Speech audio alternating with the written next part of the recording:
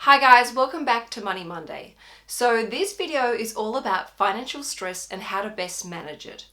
It doesn't matter whether you are rich, poor, or financially comfortable. Everybody suffers some form of financial stress at one point or another. And obviously there are different types of stress, but there are also different levels of stress. Nobody is completely immune from financial stress, no matter what they tell you. I know for myself, when I'm feeling stressed about money, I feel like this flimsy little body floating around in the ocean in the middle of a really big bad storm, and there are huge waves crashing on me.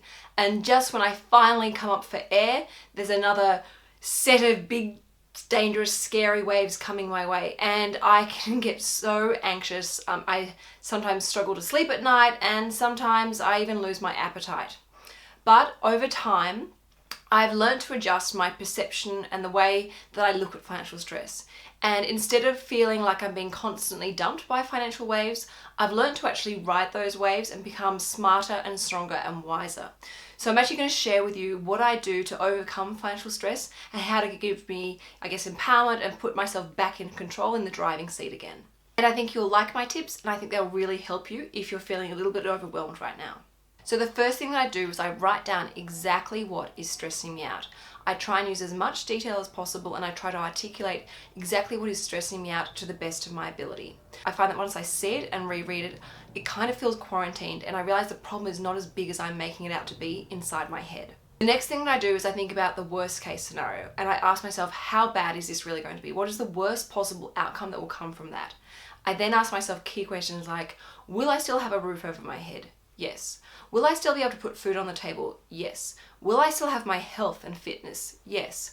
Will I still have my family and friends around me? Yes. Again, that starts help bring the problem back into perspective, and I realize it's again not as bad as I'm making it out to be. So the third thing that I do is I count my blessings. And I actually do this in the middle of the night when I can't get back to sleep. So I will sit there and think of all the good things that have happened to me, all the opportunities that have been presented, all the great things I've been able to achieve, all the great things that have been given me, basically all the blessings. And then from that, we know that the more gratitude and appreciation we'll show, the universe sends us back more. I find when I do this, I realize that lots of really great things are happening around me, and this is just one little bump along the road. It doesn't need to be made any bigger than what it currently is. So now that I'm in a much better and more positive headspace, I go to the next step, which is brainstorming. Now, this is where I open up my mind and get as creative and as crazy as possible, and I write down as many solutions as possible. It doesn't matter how weird and wonderful they are, it's about just thinking about all the possible solutions that exist out there. And if you're having trouble, stimulating your imagination and creativity, sometimes by reframing the problem with how might I helps you come up with a lot more solutions. So for example, say my car had broken down and it's very expensive to fix. Instead of just focusing on the fact I have a broken car and it's going to be disastrous and expensive, I actually would say to myself, okay, how might I fix the car quickly?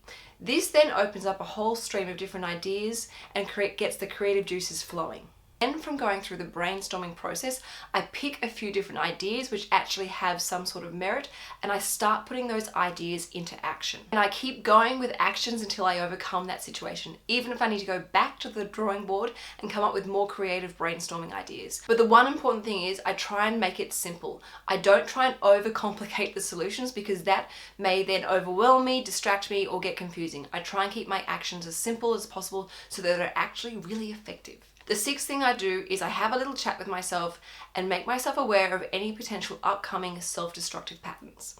Now, a classic one that I see all the time in finance when I'm coaching people to get out of debt is when they're in debt and they're stressed about that debt, their coping mechanism is to go out and shop more. But not only are they still stuck in that problem, but they've managed to, unfortunately, make that problem even bigger. So by being aware upfront in advance of what sort of potential threats or things that may jeopardize your success in overcoming that problem, writing them down so that you're really conscious of them, and if you feel the temptation sneak up, you can actually take the appropriate action to go against that sort of bad behavior. And then the seventh and final thing that I do to help manage and overcome financial stress is I have a very powerful conversation with myself where I make a decision to fix that problem. But not only fix that problem right then and there, but also come up with a solution or safety net so that if this issue ever arises again, it doesn't actually need to be a form of stress in my life. I can actually ride that wave and not actually have it dump me like it's felt like in the past.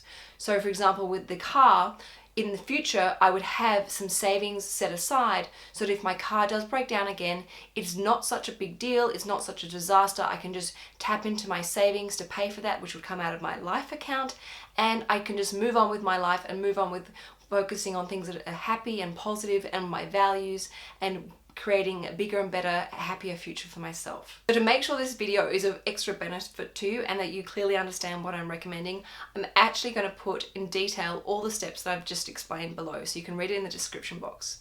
And of course, if you have any other solutions for the other people that help with you find work really well with dealing with financial stress, please feel free to put them in the comments box below.